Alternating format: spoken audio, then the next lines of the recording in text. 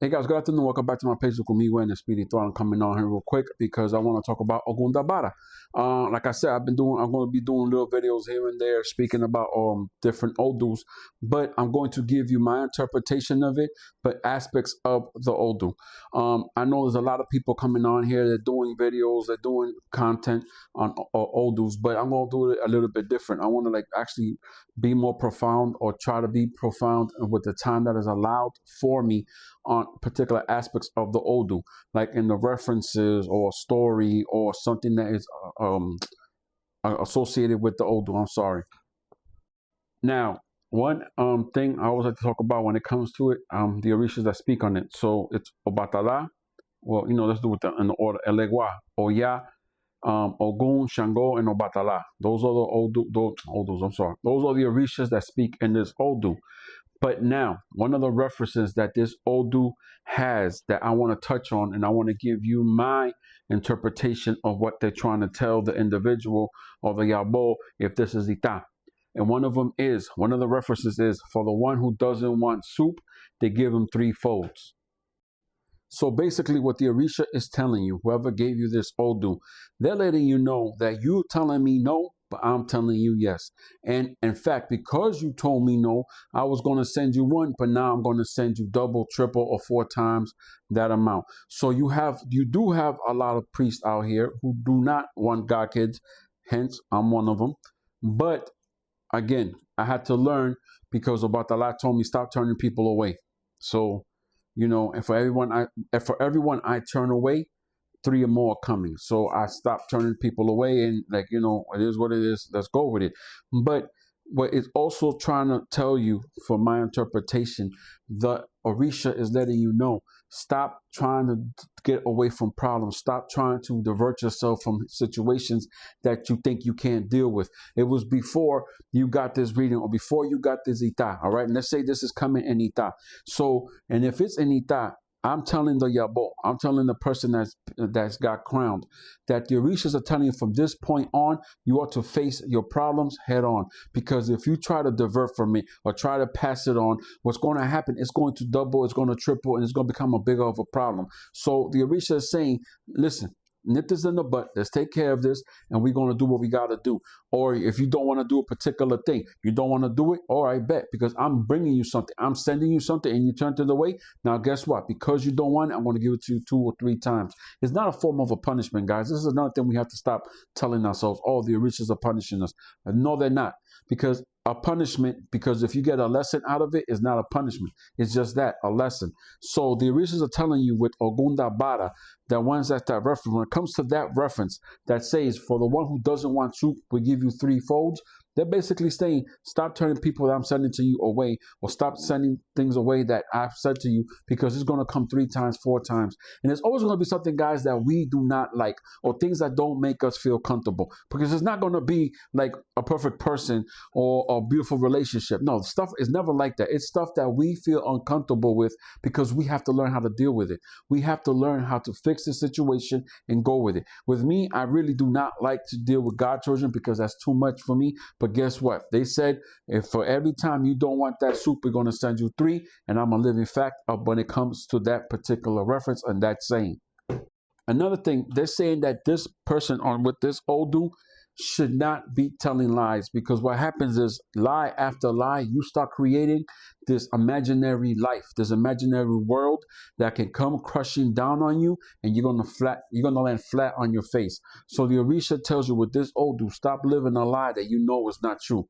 That's one of the also important things of this Odu. But now, another point I want to give in this Odu. A lot of elders, okay, I don't know if people still do it, but it is said that this is the never-ending war between Shango and Ogun over Oya, over a woman. Now, they will tell the Yabo that's being crowned that in a ball that has to be done, you're going to take the tools of Ogun and you're going to switch them out with the tools of Shango, and the tools of Shango, you're going to switch them out with the tools of Ogun. In other words, you're going to switch them around.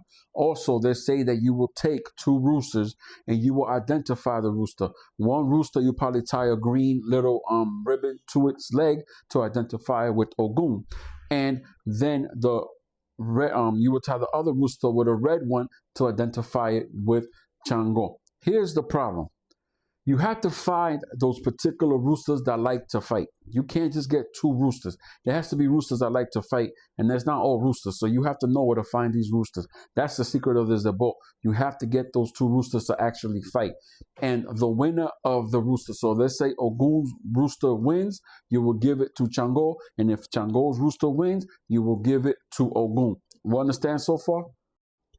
Now, it's more profound than that. It's something behind in my interpretation.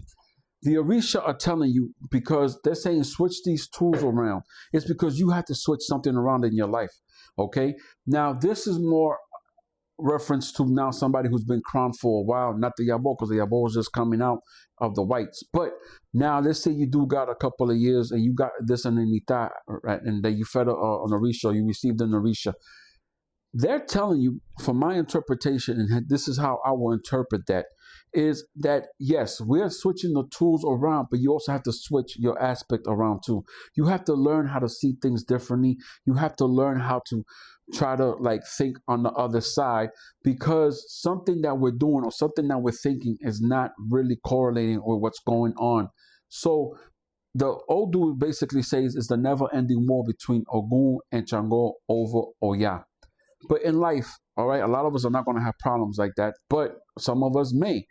But we have to understand that we have to learn that we need to see a different aspect of ourselves. We need to see things from a different eye. We have to see things from the different aspect. Like, back in college, I remember when I was taking a particular course, they will always say, if you're going to debate something, always debate the opposite. Because you have to understand, before anybody can come to you, try to look at both sides of the thing before you give the answer, before you address it. And this would avoid a lot of wars when it comes to trying to deal with people. And that is what I feel is the meaning of that. Yes, still do the above, because you also have to calm it down. Because understand, this is the never-ending war that one has. It's the older says the never-ending war.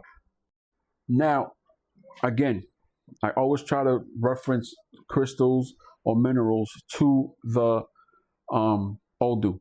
If you have this Odu, and if you want to, all right, the crystals I do suggest are white quartz, white jade, selenite, something to calm down this never-ending war. If you're living this war, guys, if you live in this war, I suggest that you get those stones, because you want it to cool it down, cool the heat of that Odu, which is the never-ending war, because you're always going to be having wars, guys.